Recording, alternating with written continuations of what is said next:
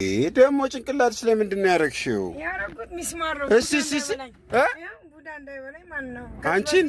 አዎ ስለተበላው አንቺ ቡዳ እንዳይበላኝ ነው ሚስማር ማረግ እዚህ ጭንቅላቴ ላይ።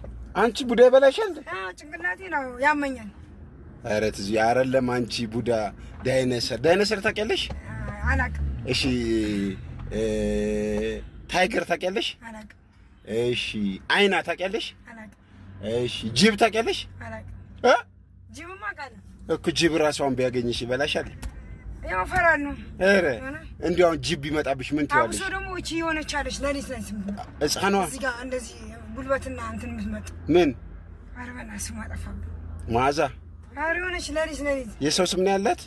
እቺ ምን ነበረች? ኧረ ጫካ ውስጥ ምናምን ምን ጉልበትም ደም የምትመጣውና እዚህ ቫምፓየር የሆነች በቃ ቫምፓየር መሰለችኝ። እሷ በጣም መጥፎ ነች።